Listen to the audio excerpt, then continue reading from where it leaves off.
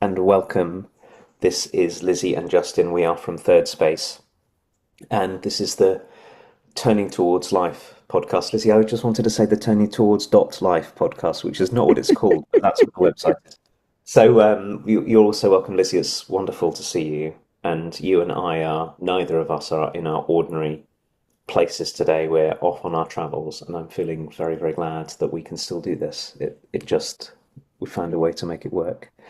So, welcome to you, and welcome to all of you who are with us, whether you have been journeying with us this 6 3/4 years right from the start, or whether maybe you found us anew, and whenever and wherever you are as you're watching or listening on in all the different ways that you can. We're very, very glad to be here, and I'm very glad to be here with you this morning, Lizzie. Mm, I'm very glad as well. I'm on a kerfuffly family holiday, and um, somebody at the breakfast table said to me, "Do you feel better after you've done Turning Towards Life?"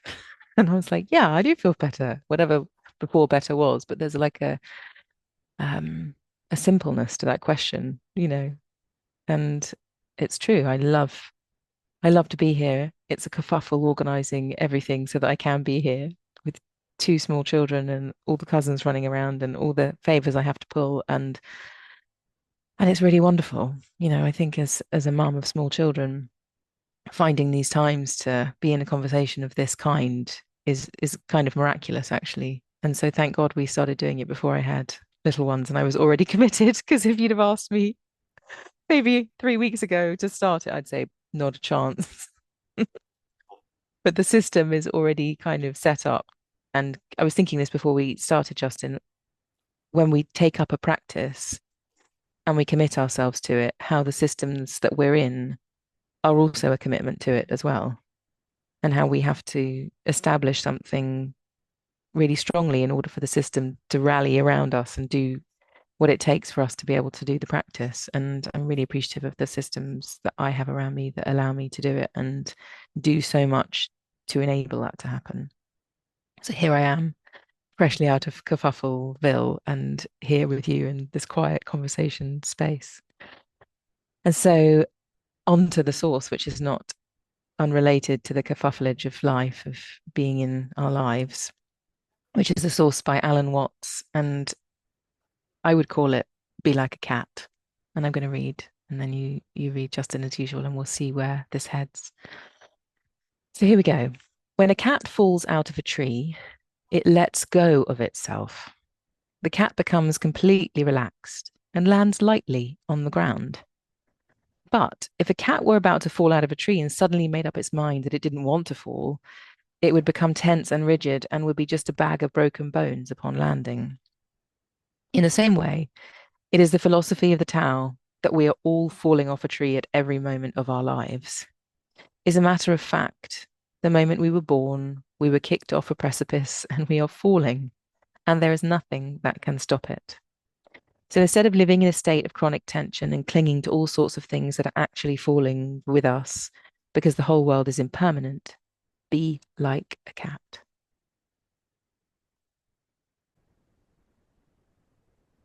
So enjoyed hearing you read that, Lizzie. So I'm going to read it to you and to everyone now, as we always do. And a reminder to all of you, you can find the source, you can join our Facebook group, you can find it on the turningtools.life website. It's always with the podcasts as well. I love this. Be Like a Cat, we're calling it. Thanks, Lizzie, by Alan Watts. When a cat falls out of a tree, it lets go of itself. The cat becomes completely relaxed and lands lightly on the ground. But if a cat were about to fall out of a tree and suddenly made up its mind that it didn't want to fall, it would become tense and rigid and would be just a bag of broken bones upon landing. In the same way, it's the philosophy of the Tao that we are all falling off a tree at every moment of our lives. As a matter of fact, the moment we were born, we were kicked off a precipice, and we're falling, and there is nothing that can stop it. So instead of living in a state of chronic tension and clinging to all sorts of things that are actually falling with us because the whole world is impermanent, be like a cat. Thank you, Justin. Oh, so there are a few threads that come forth as I listen to you and me, Justin, and one of them is this way that you and I work with narrative or story, and how wonderful to have this invitation to be like a cat, as in to live life as if I were a cat and see what gifts that brings me. If I imagine the story of my life is cat-like, what does that mean for my relationships with others? What does that mean for the bodily presence that I have? What does that mean for the stuff that I get up to and how I respond? And what does it mean for my internal questions that I ask myself every day? And this cat invitation, maybe because of where I am and the kerfuffleage of being in four different family systems at once in a very small space for 2 weeks, which is where I am now, this invitation to be like a cat seems very, very relevant. And I think in my life, when things get very complex, there's always the path to follow of tensing up and trying to get things under control or something, which is really entirely futile. I can tell you in this situation I'm in for these times, it really is.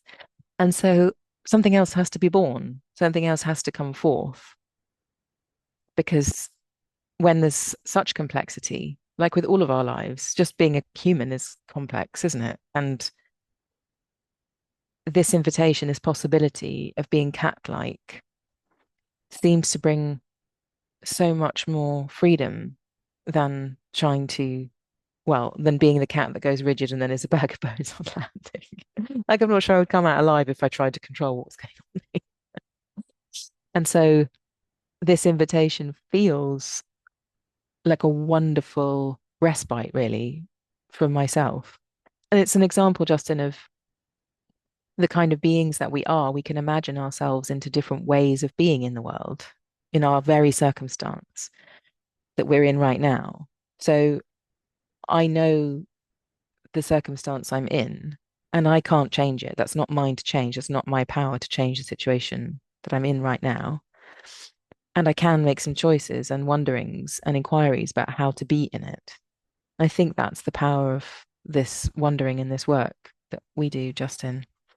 And so when I bring myself like a cat, and all the distinctions here, that all the things that Alan Watts is saying about being a cat, like letting go of oneself, accepting impermanence and that everything is falling at the same time, allowing that to touch me and to move me, has me see differently. It has me relate differently. So instead of thinking, oh my gosh, how am I going to do this? And who's going to do that? And how are we going to get here? And, how do we get out the door? And all of those things that are very real, I can, what it does for me is I can focus on the smiles of my 8-month-old baby and see the interaction between my two children and not get dressed immediately and not think that I have to have everything sorted out and be fine with winging it and just think, well, it's just all right, isn't it? That's what I feel like. That's what this cat energy is. The cat vibe is like, well, I'm just falling out of this tree and I'm going to be fine. And I'm just going to make my legs a bit flexible and not worry too much about where the floor is because I know that I'm relaxed enough to respond in the moment, kind of thing. And I think that's the great luxury of life for me, is knowing that I have some power in the situation, which is about me and how I'm in relationship to the situation, rather than needing it to be a certain way. Love how, first of all, what you're saying about narrative. This really is a very powerful narrative invitation to live into, isn't it? To see all the ways that I'm being something other than a cat in the midst of falling with things and all the things that could happen if we were cats this way. So I'm loving that. I was feeling very mindful as you were talking, Lizzie, about the importance of distinguishing that there are some places that really do need our taking control. And then there are all the other ones where we can't, and they are 98% of the time. And so I always think, yeah, there's places to take control. As somebody who hasn't always taken control when it would help, it's good for me to remember that side of things, that not everything is falling off a precipice, but then most things are.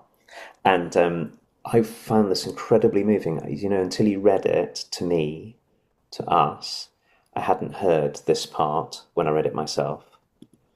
The moment we were born, we were kicked off a precipice, and we've been falling ever since. It's very moving. It's also a real relief to hear that, actually. Mm. And I think I've been since you posted this a little while before we had this conversation.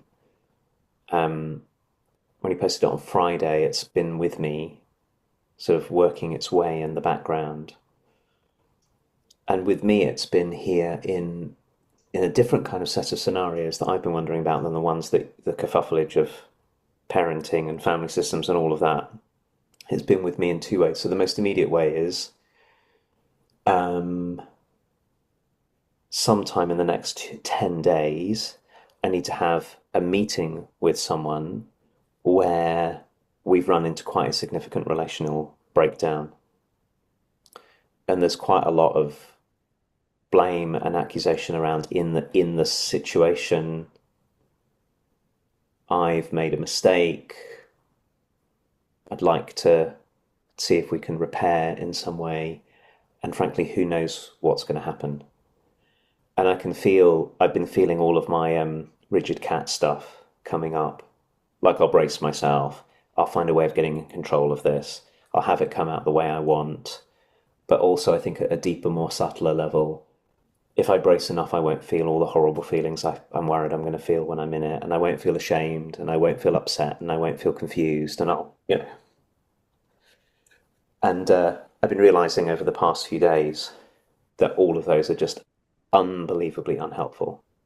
Yeah. That I'm falling, I'm going to feel what I feel, there's stuff to do, but nothing's going to stop this being falling. Nothing. Mm. So there are ways to fall.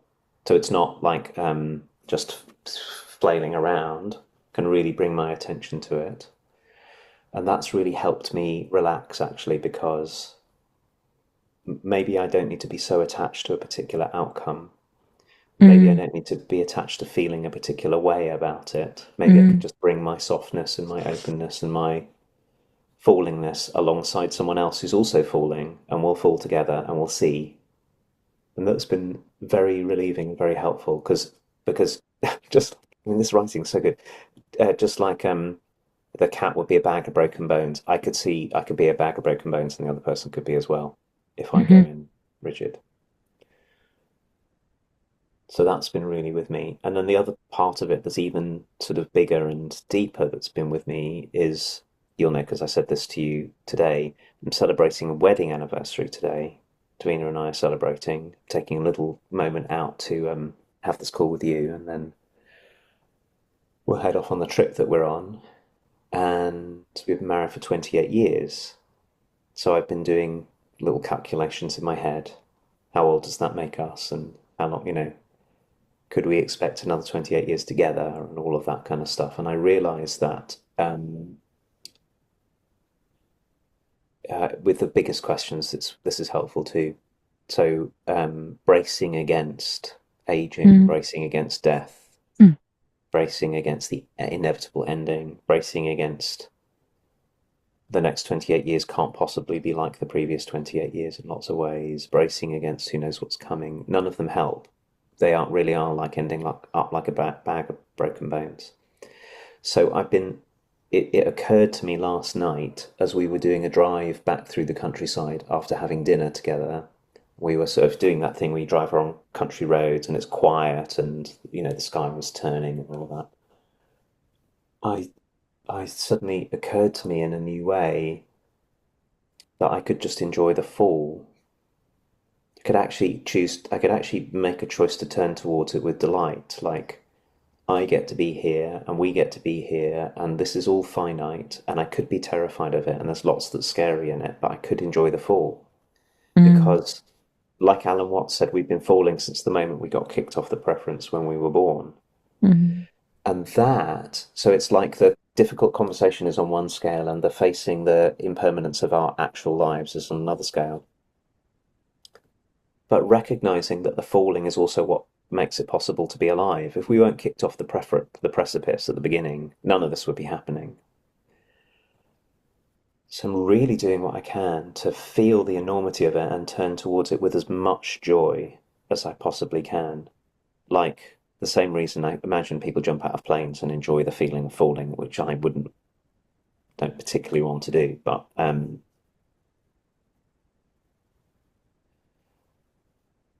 so then the things that I'm most frightened of, I'm going to feel how I feel towards them, but I'm not going to try and, grab my fingernails into the walls to slow my descent or something on either of them, actually, on any of them. And that this morning is feeling like a much fuller, more generous, and more contactful way to live in the world than um, turning myself into a bag of bones. mm.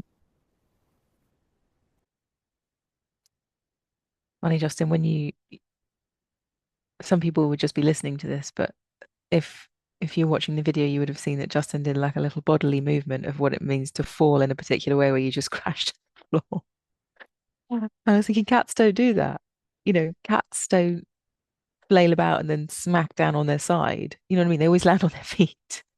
So there's also a thing about a cat, which is that it's just innate trust that there's a landing. There is a landing.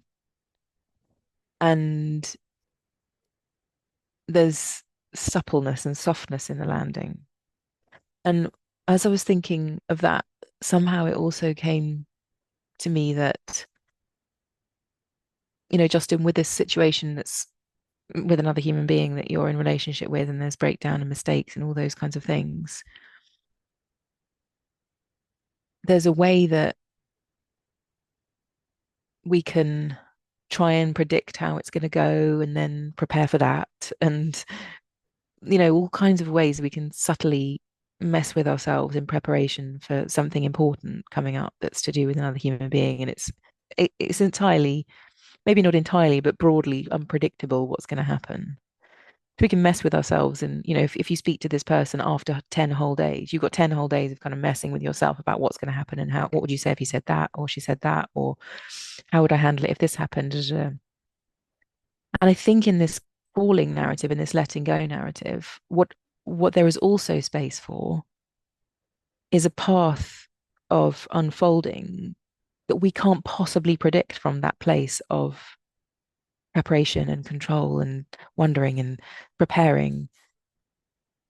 And I wonder, I know I've often experienced a kind of miraculousness happening of like, oh my gosh, I could never have seen that that was the way through this. The way that it actually materializes, if we can open to this kind of trust and response feeling of catness, is often completely unrelated even to what we would imagine for how it might unfold from the small frightened part of us.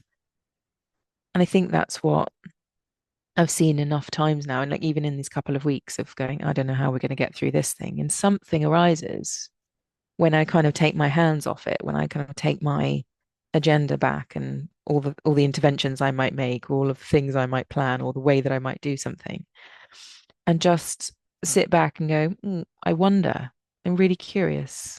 Let me be the cat for a while and see. And cats are quite funny to me. Like they're watching all the time rather than getting involved in everything all the time. There's also this quality in the story, in the narrative of the cat that arises for me of And as you say, there's this 2% of the time when the cat does actually have to do something. Like something is being attacked, or it needs to get out of dodge, or needs to eat, something really concrete. But a lot of the time, that's not what the cat's up to. The cat's kind of observing and wondering and calculating whether this is the 2% time or not. And mostly it's not. So I think it's an invitation as well to not doing too much about the things that we feel confused about, but allowing something to arise that's quite different than what we would imagine is possible in the situation, and just seeing and and then trusting that something far more intelligent might arise out of the happenings of life than the intervention we might make. So I think it's also a question of timing too. You know, well, at what point am I going to invest a load of energy in trying to work this out? And at what point am I just going to sit and I'm going to just wonder? And maybe in our culture, we're kind of driven much more towards, I've got to do something about this now. I've got to sort this out now. And what's needed is a kind of, I'm going to watch, or I'm going to sit back and I'm going to allow, and I'm going to see whether my participation in this, in the way that I normally participate, is actually detrimental to the whole situation, or whether it's what's called for. But at least there's a choice rather than I'm just going to do what I've always done and see and hope that the outcome's okay. But I think that spaciousness to wonder and to be curious and to allow for something other than my smallness acting out, if something other than that happened, maybe it's way different and way better than I could have imagined. And it's like unimaginable, Like something happened this week with the dynamics of the children, and my mum said something, and I thought, my goodness, there's no way I could have thought of that. I was too afraid to think of that. I was too worried to think of that. And how miraculous that that is possible. But it was so different to the solutions that I'd thought of and the concerns that I had. It was so left field and it was perfect. And so I feel like that's what this cat narrative has been birthing in me, is a kind of self regulation or something where I'm not meddling with things too much. Hmm. Just this last part that you're talking about self-regulation, I was thinking whilst you were talking about, you just spoken so beautifully about the kind of discernment that is called for to work out when it really is time to to act and maybe to try and control something, and the 98% of the time when that's not the thing that's called for because something new is going to emerge, and then what's called for is our participation. I think you might say that the cat is participating in the fall. It's not passive in the fall. It's the softness and the. If you watch that, there are these great slow motion videos of cats falling. I don't know if you've seen any of them. Alan Watts would not have had access to this, but in these days of YouTube, lots of people have looked at cats falling, and they're participating in the fall as well, turning and but not flailing. I think that's the thing.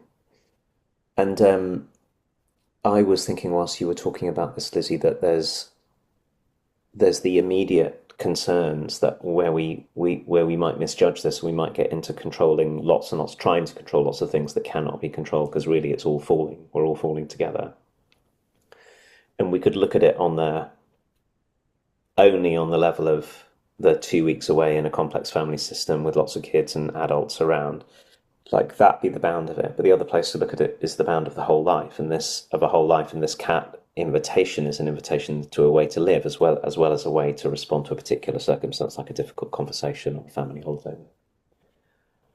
The one things I've been noticing is, I think really working with this for years, and you and I have talked about it before, and we've talked about it here as well. I I started finding out maybe 15 years ago. I started to realize that there was a way that I was braced against the whole of life all the time.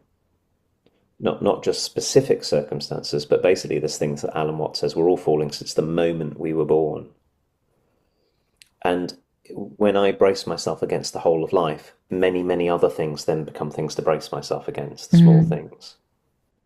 And it's a narrative orientation. It's also a bodily orientation. Like sometimes I'm amazed. I'll get into bed at night and I'll lie down in my bed and I'll think I'm feeling really relaxed, and then I'll notice some part of me relax that I didn't know was holding tension at all. mm, Like, oh my goodness, my shoulders are actually, they feel relaxed, but actually they just let go.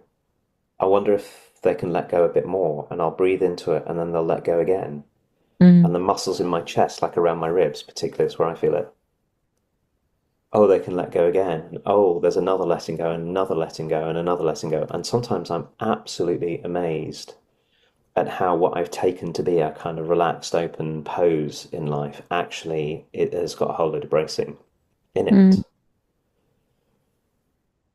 So I think that as well as practicing this by words and by listening to one another and by having ideas and feelings about it, it also really helps to practice this with our bodies as well, to notice that even when we're mm, not cognitively aware of our trying to grip on life and trying to have life go and trying to avoid death particularly, or all the things that are all impermanent, that we've got into gripping with our bodies and that we will feel that even when we don't know it.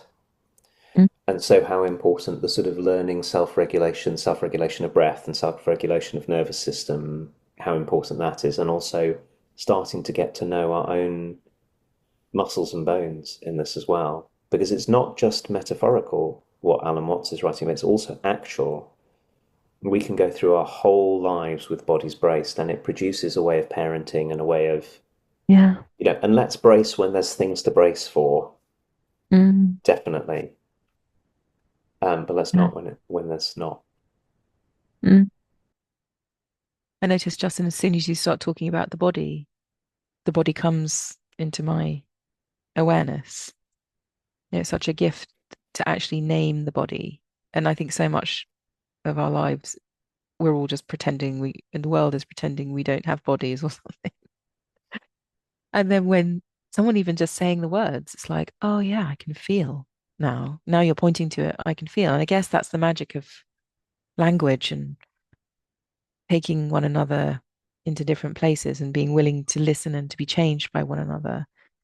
Is that just you saying the word body and ribs and shoulders? It's like I now have a new relationship to my body, ribs, and shoulders in this moment.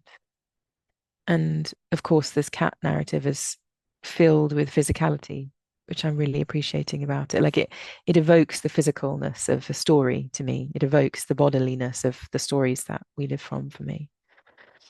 I'm feeling very grateful to Alan Watts, very grateful to you, Justin, very grateful for the different kind of stages of life that we're at as well, and how that offers different distinctions and different things in the conversation. I'm feeling grateful for that in this moment too. And we're going to be back next week with another source. I'll be back in my normal setting, in my normal everything behind me. And I'm imagining, Justin, you might be too.